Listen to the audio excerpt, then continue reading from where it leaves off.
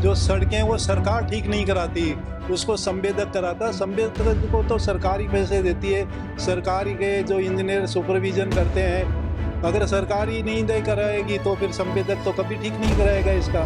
तो ये जवाब भी संतोषजनक नहीं है। वैसे जवाब दिया जवाब देने के नाम से।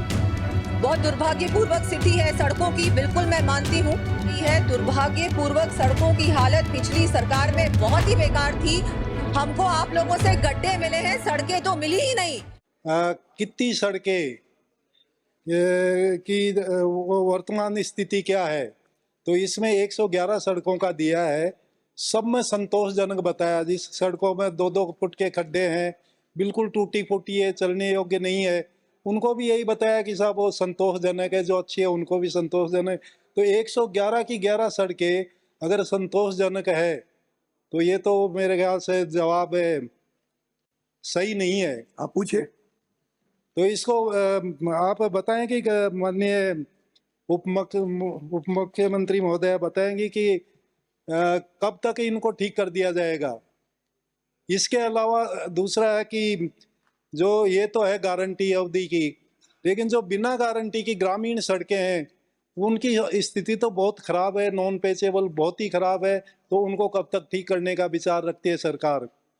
माननीय मंत्री जी अध्यक्ष महोदय, मैं हमारे माननीय सदस्य को आपके माध्यम से बताना चाहूंगी कि बस्सी विधानसभा क्षेत्र में कुल 111 सड़क कार्य दोष निवारण अवधि में है, जिनमें से 63 सड़कों का मरम्मत कार्य संवेदक के द्वारा बिना नोटिस दिए ही कार्य पूर्ण कर दिया गया एवं शेष 48 सड़कों पर 126.92 किलोमीटर लंबाई में संवेदक के द्वारा नोटिस जारी किए जाने उपरांत मरम्मत कार्य पूर्ण कर दिया गया।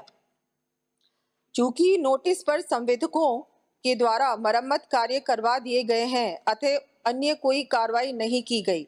यदि माननीय विधायक महोदय किसी सड़क को ध्यान में लाना चाहते हैं तो मुझे अवगत करवा दें, उसका मैं पुनः परीक्षण करवा दूंगी। माननीय अध्यक्ष महोदय, माननीय मंत्री जी ने जवाब दिया कि साहब कोई भी ऐसी रोड हो जिसका ध्यान में लाने योग्य, सारी सड़कें खराब है वहाँ की। तो ग्रामीण क्षेत्र की टोटली सड़कें टूटी हुई है, 2-2 फुट के गड्ढे, उनको संतोषजनक बताया।